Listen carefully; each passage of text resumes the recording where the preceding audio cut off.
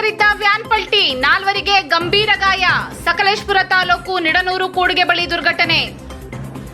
ಸಕಲೇಶಪುರ ರಾಷ್ಟ್ರೀಯ ಹೆದ್ದಾರಿ 75ರಲ್ಲಿ ಇಂದು ಮುಂಜಾನೆ ನಡೆದ ಅಪಘಾತದಲ್ಲಿ ಹಲವು ಕೂಲಿ ಕಾರ್ಮಿಕರು ಗಾಯಗೊಂಡಿರುವ ಘಟನೆ ನಡೆದಿದೆ.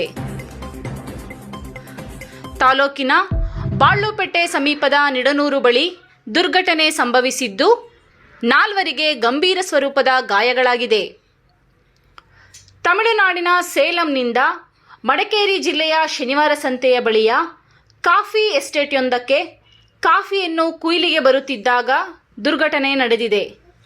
ಟಾಟಾ ವಿಂಗರ್ ವಾಹನದಲ್ಲಿ ಸುಮಾರು ಒಂದು ಪುಟ್ಟ ಮಗು ಸೇರಿದಂತೆ 14 ಜನ ಕೂಲಿ ಕಾರ್ಮಿಕರು ಪ್ರಯಾಣಿಸುತ್ತಿದ್ದರು. ವೇಗವಾಗಿ ಬರುತ್ತಿದ್ದಾಗ ಚಾಲಕನ ನಿಯಂತ್ರಣ ಕಳೆದುಕೊಂಡ ವಾಹನ ರಸ್ತೆ ಬದಿಗೆ ಪಲ್ಟಿಯಾಗಿ ಬಿದ್ದಿದೆ. ಅಪಘಾತ ರಭಸಕ್ಕೆ ಕೂಲಿ ಕಾರ್ಮಿಕರ ಬಟ್ಟೆ, ಪಾತ್ರೆ, ಆಹಾರ ಸಾಮಗ್ರಿಗಳು ಚೆಲ್ಲಾಪಿಲ್ಲಿಯಾಗಿ ಬಿದ್ದಿದ್ದು, ಗಾಯಾಳುಗಳನ್ನು ಹಾಸನ ಜಿಲ್ಲಾಸ್ಪತ್ರೆಗೆ ಆಂಬ್ಯುಲೆನ್ಸ್ ಮೂಲಕ ಕಳಿಸಿಕೊಡಲಾಗಿದೆ. ನಿರಂತರ ಸುದ್ದಿಗಾಗಿ ಟಿವಿ 13 ಸುದ್ದಿವಾಹಿನಿಯನ್ನು ವೀಕ್ಷಿಸಿ. ಧನ್ಯವಾದಗಳು.